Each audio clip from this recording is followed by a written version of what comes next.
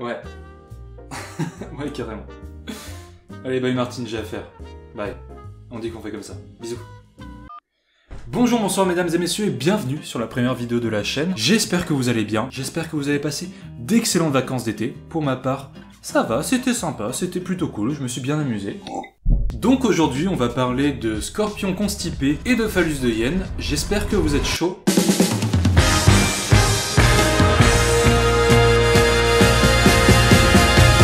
Sur Terre, des êtres vivants, il y en a une sacrée palanquée. Même si une vingtaine de milliers d'espèces disparaissent chaque année en grande partie à cause de nous, on estime aujourd'hui qu'il existe environ 8,7 millions d'espèces différentes sur Terre. C'est colossal. Et encore, sur ces 8,7 millions, on ne compte ni les virus, ni les bactéries où le principe d'espèce est un peu flou. Et si la biodiversité est aussi abondante, c'est grâce à un merveilleux mécanisme que l'on appelle l'évolution. En gros, le principe c'est qu'absolument tout ce qui vit sur Terre s'adapte en continu pour mieux survivre que les autres. Pour vous expliquer comment ça fonctionne l'évolution, j'ai un exemple très simple. Imaginez, il y a 30 millions d'années vivaient tout plein de girafes avec des coups normaux. Des coups courts, puis par un hasard le plus total, une girafe est née avec un cou légèrement plus long.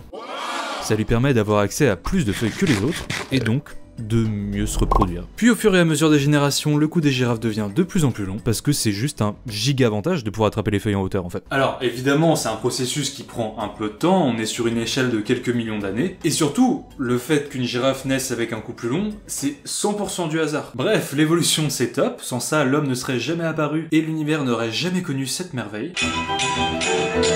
Et ça aurait été tellement dommage. Mais comme l'évolution c'est le fruit du hasard, c'est pas un gars qui se pose devant Paint 3D pour designer de nouvelles fonctions aux animaux, il y a parfois des petites galères qui s'insèrent dans l'anatomie en apparence si parfaite des animaux, et rassurez-vous, nous en tant qu'hommes on n'a pas été épargnés non plus.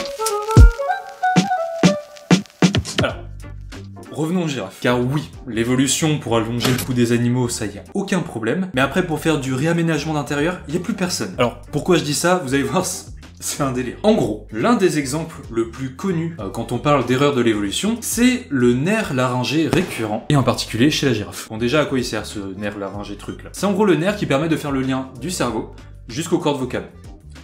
C'est le câble USB de la parole. Bref, si vous avez un esprit assez logique et que vous avez réussi à passer la petite section sans trop de problèmes, normalement vous vous dites que pour lier deux choses entre elles, le plus simple, c'est une ligne droite. Un cerveau, des cordes vocales, ligne droite. Et vous avez raison.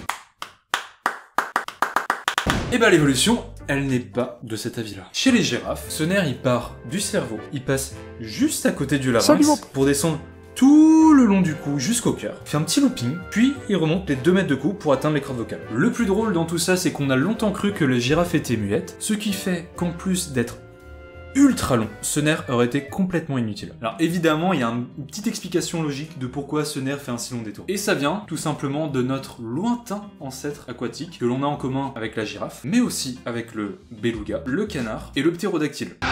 Autant vous dire que ça remonte un peu. Parla época des Wodowski. Et cet ancêtre aquatique avait aussi ce nerf qui lui servait dans son cas non pas à parler, mais à alimenter une partie de ses branchies pour respirer. Donc le parcours du nerf était très court, genre presque une ligne droite. Ce qui est d'ailleurs toujours le cas chez les poissons actuels. Chose à savoir, c'est que ce nerf passait autour du cœur. Et c'est au cours de l'évolution avec l'allongement de la distance entre le larynx et le cœur que le nerf s'est lui aussi rallongé pour rien. Parce que ça sert strictement à rien. Que le nerf de la parole passe autour du cœur. Vraiment rien du tout. Alors pourquoi ça a été maintenu, me direz-vous, et c'est une excellente question. Eh bien c'est tout simplement parce que l'évolution, elle a la flemme. Si ça marche comme ça, pourquoi se casser la tête à changer quelque chose? Plus sérieusement, c'est juste qu'avoir un nerf laryngé récurrent très long, ça n'a aucune influence sur les chances de survie d'un animal.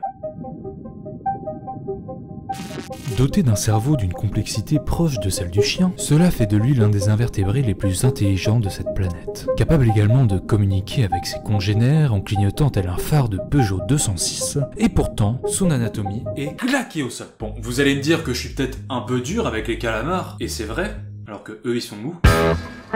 En gros c'est vrai, les calamars sont sacrément intelligents pour des trucs mous, mais ils ont une petite particularité physique, ce qui fait que leur œsophage passe juste au milieu de leur cerveau, en laissant un espace de 10 mm de diamètre. C'est très peu, 10 mm. Je sais pas si vous vous rendez compte, 1 cm. Cerveau qui est d'ailleurs en forme de beignet, ce qui est assez ironique, parce que les beignets de calamar, tout ça, enfin... T'es barre de rire, quoi.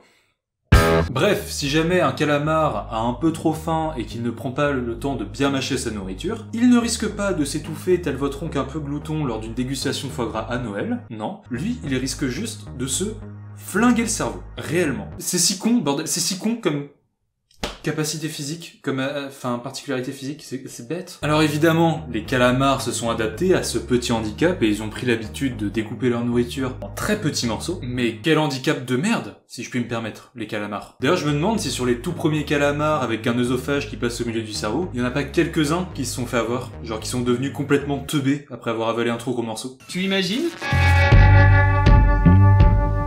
Il fait partie de ces animaux que l'on n'a pas du tout envie de croiser dans sa vie. Entre son dard qui peut t'injecter un venin mortel et le fait qu'il aime bien se planquer dans les chaussures, le scorpion c'est pas le frérot quoi. Et pourtant, déjà, dans un premier temps, la plupart des scorpions ne sont pas si dangereux que ça, si ça peut vous rassurer. Genre sur les 1750 espèces qui existent, il y en a seulement une dizaine qui est mortelle. Ça va. Et puis, surtout, c'est un animal qui peut littéralement perdre son anus en cas d'agression. Vous avez bien entendu, il peut perdre son anus en cas d'agression. Bon évidemment, vous vous doutez bien que c'est pas l'anus qui se barre à l'arrivée d'un agresseur. Ce serait particulièrement étonnant. C'est juste que, comme pas mal d'animaux, genre le lézard, la salamandre ou l'araignée, le scorpion pratique la stratégie de l'autotomie. Ce qui veut dire qu'il peut se débarrasser d'une partie de son corps, et en l'occurrence d'une partie de sa queue, pour échapper à son assaillant.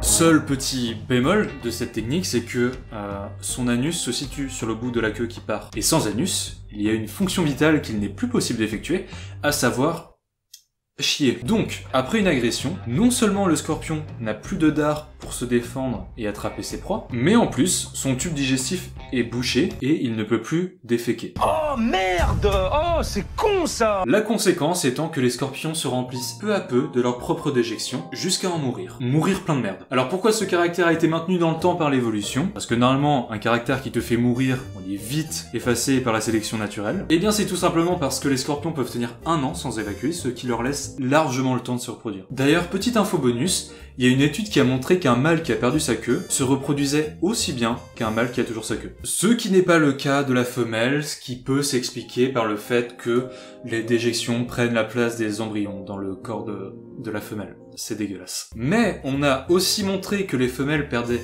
moins souvent leur queue que les mâles lors d'une agression, donc vous voyez l'évolution, elle suit un peu le mouvement quand même, elle est pas totalement larguée. Après, voilà, je veux pas être critique, mais ça aurait été beaucoup plus efficace de juste bouger l'anus, tu vois, ne pas le mettre sur la partie de la queue qui part. Enfin bon, maintenant que vous savez que les scorpions ont de fortes chances de mourir constipés dans un moment dans leur vie, vous aurez certainement un peu moins peur d'eux. Après faites attention quand même, hein. Il y a un système de mort avec le venin. Gardez vos distances avec les scorpions. Bref, assez parlé de merde, on va parler de pénis maintenant. Ok, let's go. Alors, vous remarquez peut-être un petit souci de cohérence en termes de style vestimentaire. En fait, il s'est passé 3 jours entre la séquence d'avant et cette séquence. Voilà, avant de commencer avec ce sujet, pour éviter de me faire blacklister la chaîne dès la première vidéo, le mot pénis sera remplacé par des synonymes en tout genre. Alors comme vous le savez, la reproduction chez les mammifères c'est assez basique, hein. Un tube dans un trou, un petit transfert d'infos génétiques via des petits tétards microscopiques, pif paf pouf, ça fait des enfants. Incroyable comme système, franchement c'est bien fait. Eh bien chez les hyènes, il y a un petit souci de tuyauterie qui s'est développé au cours de l'évolution, puisque les femelles possèdent tout comme les mâles un membre viril, ce qui rend la reproduction nettement plus compliquée, comme vous pouvez l'imaginer. Alors, comment font-elles? Vous êtes en droit de vous poser la question, malgré le fait que vous n'avez certainement pas envie de connaître la réponse, mais je vais quand même vous le dire, parce qu'on est un peu là pour ça. Bon, du coup, ça se fait en plusieurs étapes. Il faut tout d'abord que la femelle rétracte son zob, telle une chaussette, à l'intérieur de son corps, pour qu'ensuite le mâle, avec toute l'agilité d'un escrimeur du sexe, puisse réussir à atteindre le bon endroit, sachant qu'il est dirigé vers l'avant, l'endroit en question. Ce qui rend la procédure encore plus complexe qu'elle l'est déjà à la base. Bon, si c'était que ça, à la limite, ce serait pas très grave. L'accouplement est difficile, mais ça se fait quand même au final. Mais le fait de posséder une asperge, pour la femelle, c'est surtout un problème au moment de mettre bas. Parce que, dans un sens, c'est des mini-tétards, mais dans l'autre, c'est un chiot quoi, du coup. C'est gros un chiot. Et faire passer un chiot dans un espace de 2,5 cm de diamètre, c'est une opération qui est assez complexe, en fait. C'est petit, 2,5 cm de diamètre. Les personnes en possession d'une biloute. Imaginez juste faire passer un chiot par votre... Enfin, je veux dire, ce serait terrible. En tout cas, à cause de cette petite caractéristique un peu particulière, évidemment, le taux de mortalité chez les femelles et chez les nouveau-nés, il est ultra haut. Alors du coup, c'est la même question que pour les autres. Pourquoi ça a été maintenu dans le temps? Pourquoi les femelles hyènes dispose d'une zigoune. Parce que normalement, selon la loi de l'évolution, tout caractère qui fait baisser les chances de survie d'un individu par rapport à l'autre est voué à disparaître. C'est la règle absolue. Ce qui veut forcément dire qu'il y a une utilité derrière cette possession de Chibrax. Alors, pour le coup, on n'a pas encore de réponse exacte, on ne sait pas exactement quelle est la vraie utilité derrière la possession de l'organe en question, mais on présume que ce serait plus une conséquence d'une autre adaptation. En gros, comme les hyènes sont des animaux très agressifs de manière générale, on présume que les femelles avec un excès de testostérone seraient plus agressives avec les autres mâles et les autres femelles, ce qui leur permettrait d'avoir accès aux proies en priorité, et donc avoir accès à plus de nourriture, et du coup, mieux se reproduire. Voilà, c'est aussi simple que ça. Et donc le développement d'un... j'ai plus de synonyme, serait juste une conséquence de ce haut taux de testostérone. La conclusion de tout ça, c'est que l'évolution n'est pas du tout parfaite, vraiment pas. Mais bien souvent, quand une erreur est maintenue au cours de l'évolution, c'est soit qu'elle a très peu, voire aucun impact sur les chances de survie ou de reproduction de l'animal, soit que l'animal s'est à 100% adapté aux problèmes causés par cette erreur, soit que l'erreur est due à une autre adaptation qui compense suffisamment le désavantage causé par cette erreur. La phrase est compliquée, mais elle veut dire quelque chose. Merci à tous d'avoir regardé cette vidéo, n'hésitez pas à lâcher un petit pouce bleu si vous l'avez apprécié. Merci aussi à vous 44, vous êtes aveuglément abonnés à cette chaîne, ça fait plaisir, merci, c'est très sympa. D'ailleurs, si vous pouviez vous manifester dans les commentaires pour que je sache qui vous êtes, ça me ferait plaisir de le savoir en vrai. Et pour les autres, si vous avez apprécié la vidéo et que vous voulez en voir d'autres dans le futur, n'hésitez pas à rejoindre les 44 premiers abonnés et à cliquer sur la cloche pour les notifications. Il y a pas mal de vidéos en tout genre à venir, je suis sur le coup actuellement, j'ai pas mal d'idées pour cette chaîne en vrai. Pas forcément le temps, mais les idées elles sont là, y a pas de souci. Bref, je vous souhaite à tous une excellente journée ou soirée, prenez soin de vous, prenez soin de la planète, à bientôt, bisous.